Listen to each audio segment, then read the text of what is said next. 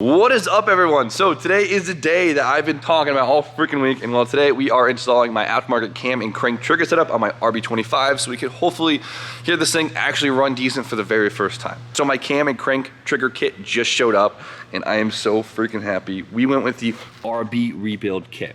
Check this thing out. We have both our cam angle sensor and a new crank angle sensor, which is huge. So there are so many kits out there for this, but I really love this kit because of the simplicity and the styling. The cam angle sensor cover, it kind of has like a nice OEM look to it, which is really nice. It doesn't have this big gaudy arm with the sensor sticking out of it like a lot of them. Has all the pigtails on it, so we don't do any wiring. It's all plug and play. Really nice replacement crank gear for the timing belt right here with the pickups on the outside. Nice mount.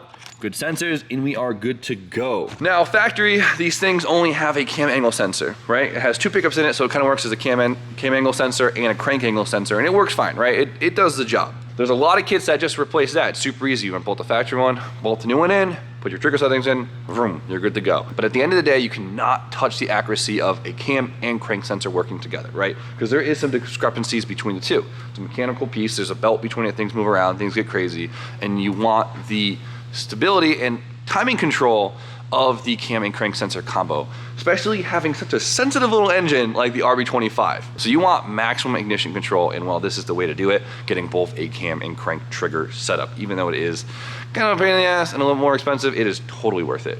So this is our cam pickup, just like this. Since this didn't come factory, we gotta do some modifications. This thing is actually meant to mount on two of the oil pump nuts, which are right here. So now I took the bolts out so we can fit this fully on. Sensor's gonna come in right about here. So we have to take basically this thumb amount off. It's like a measurement, one thumb. Whose thumb we talking about?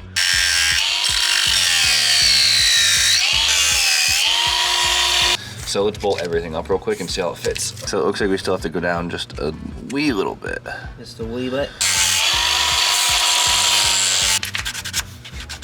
Look at that, how's it fit? Pretty good, look at that. I think that's a great fit. Nice. Very happy with that fit. Factory fresh, baby. This might be a pain in the butt to take off, so I'm gonna throw the timing belt on right now just in case.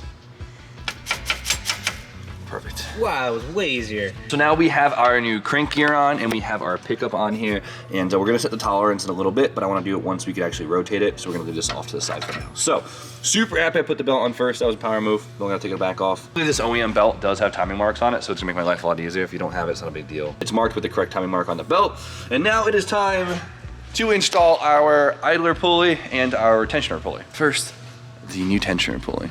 Factory calls for a little bit of Loctite, so just putting it out there. Okay, so tighten that. I ain't taking no chances here, boys.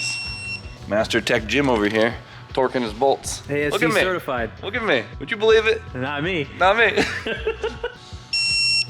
then we have our tensioner, this little dinky spring and an offset hole. So there's a little spring, we put it over the post. Boom. Kind of just pull it out of the way for now to remove tension so that we can slip the belt on. Sick. So luckily the factory belt has marks on it, so we can kind of just put that. Yep, there we go. Yep, so that lines up with the line. So then if you put an even pressure here, naturally this should just line up. Look at that. The line lined up right with the dot. Perfect. So that went exactly how it should have. There's a couple different ways of tensioning the belt, right? A lot of guys, what they do, I think the factory procedure is you leave it loose, you go around like 3 times and you just crank it wherever it is to crank it tight. Or other guys say that you can just kind of preload the tensioner to where the belt can only twist like a quarter, and you could just crank it down. So You wanna go with that one? I'm gonna do that one, yeah.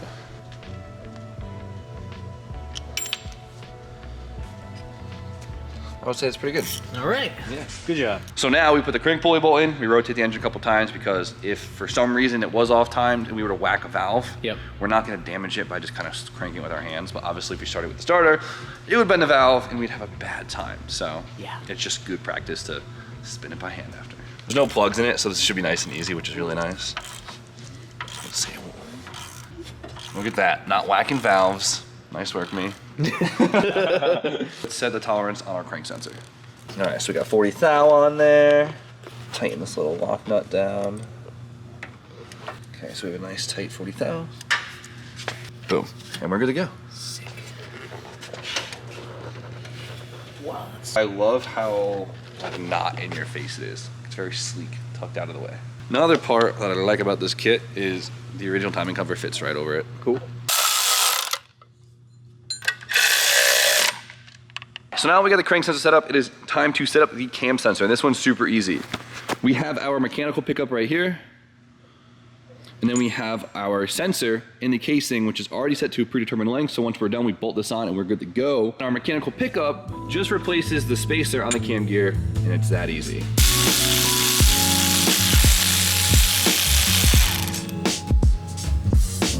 Check it out. So all we have to do is match up the marks here, marks there, and we're good to go. A little bit of Loctite on these. I have this rule that if something spins, you Loctite it.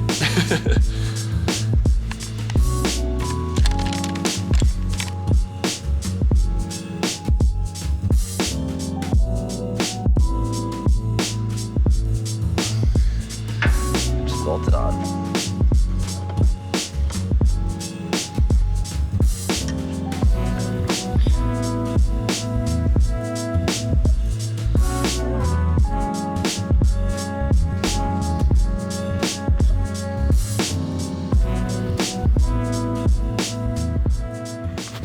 All right, I know I keep saying it, but man, do I love this kit. It looks so nice on here. Like, a lot of the aftermarket kits are just so flashy and out there, and this just integrates with OEM so nice. It's so sleek. The Downstar hardware, you can't beat it. It just fits all together super well. One of the best features is the wiring.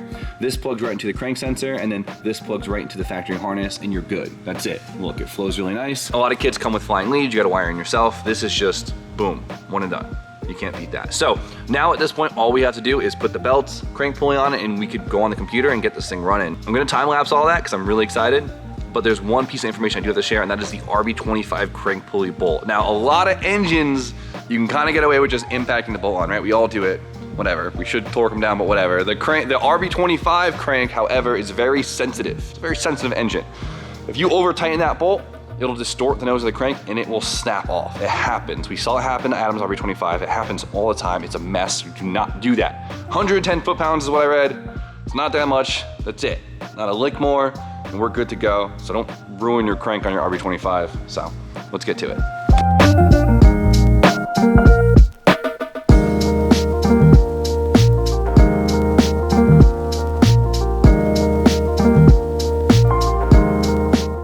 The first thing we gotta do, since it is all new trigger setup right here, is we actually have to put the trigger settings in, which is AKA the settings for the cam and crank sensor. And luckily, the owner of RB Rebuild sent me the trigger settings, which makes things a lot easier. How convenient. How convenient. Don't feel like challenging yourself today? Nope, I want it nice and easy today. All right. All right. Give her a shot. Give her. All right, hold up. Yep.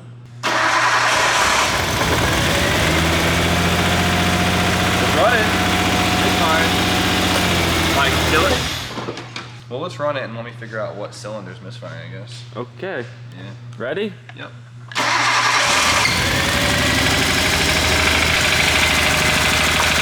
Kill it. Yeah, those are backwards. Oh. That'll do. That'll do it. Wiring specialties, they label the harness and everything, and I still put it on backwards. Unbelievable. I got way too excited, I just threw it together. All right, well. That was an easy fix. Yeah, we'll find out. That should do it. Start it up. That'll do. That'll do.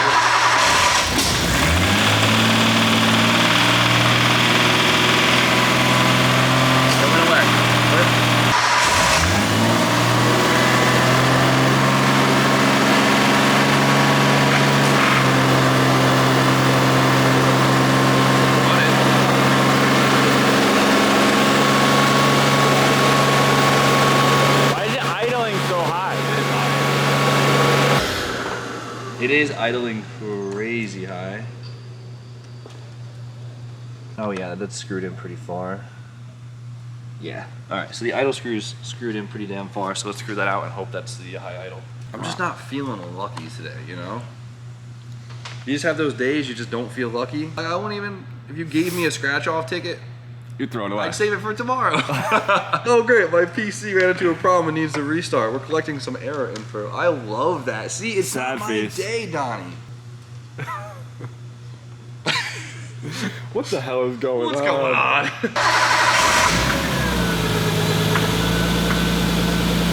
Wow. Oh. Shut it off? Yeah. Okay, yeah. Say something. You're doing a lot of stuff with It was going, it sounded so good, right? It's a straight 6. This thing should sound amazing. It should just be butter. I don't know what. I'm gonna actually bolt the coils down and get my life together because that was misfiring after it wasn't. You heard those random knocks. Cracking, Those like- random click clacks, like. It sounded so good for a solid like 5-6 seconds. So it sounded dumb. beautiful. So dumb. No misfire, take 10.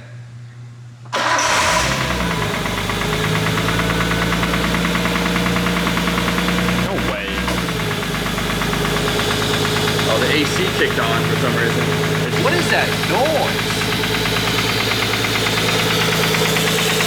The engine. Thing's running like a damn truck.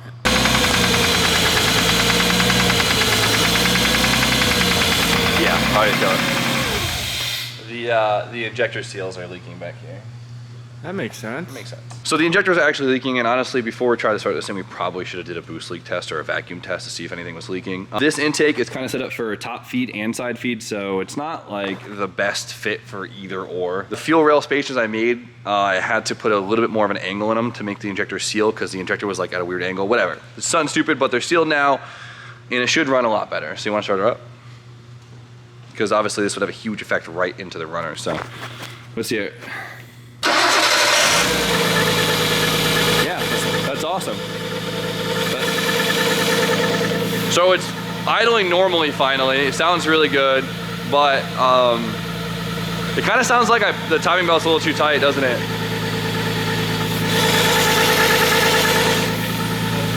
Yeah, I think the timing belt's too tight.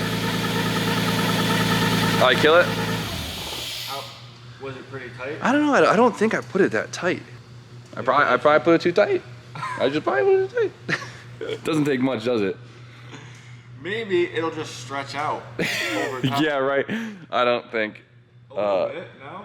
Hold on, start it back up and let me actually put my ear to it.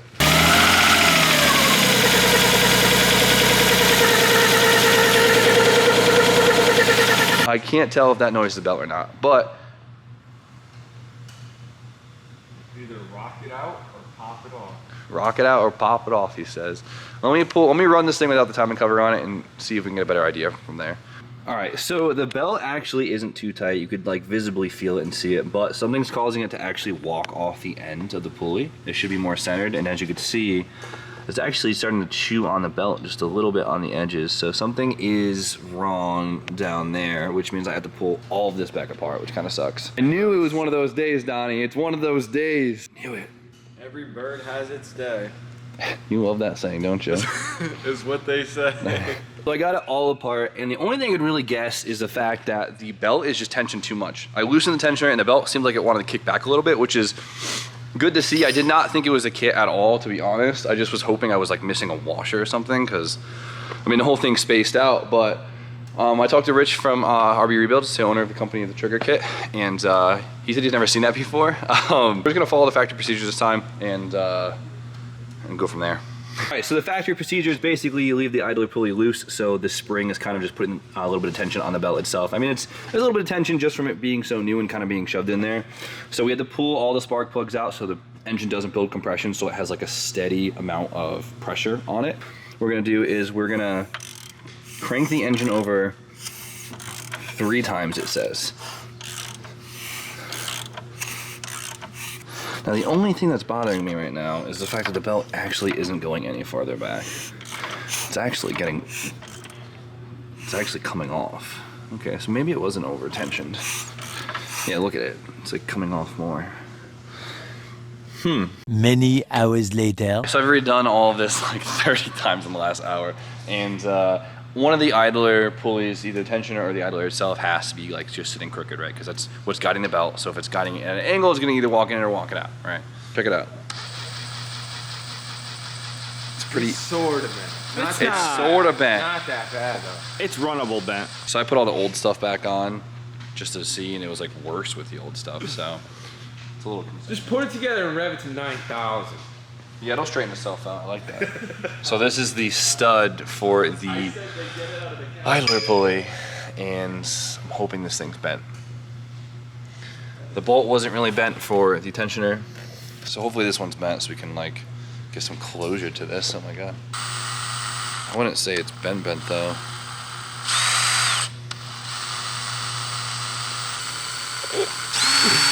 Alright, it's kind of bent, but it's not like crazy bent. Maybe we could bend it the right way, right, Ant? Just a little Persuasion. Well, let's hope that does it. All right, try number 37.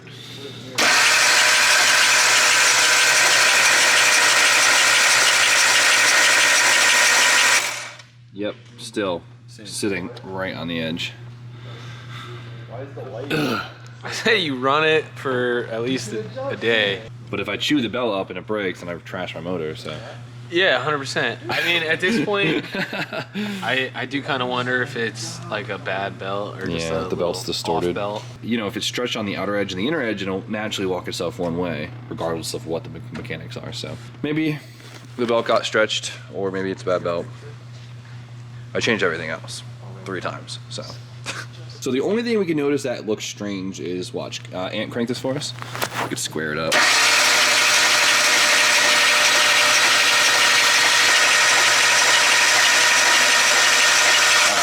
Well, you guys might not be able to tell it, but basically the green section of the belt, it kind of like has a hop in it, which makes me think I might have distorted the belt from over tightening. I really don't think I put it that tight, but if the belt's distorted, or if it just came distorted, or if something happened, obviously the belt will naturally walk itself over if it's not perfectly tensioned throughout. So at this point, I tried changing everything else, and the old belt is so kind of trash, I don't even want to use it. So I might just grab another belt.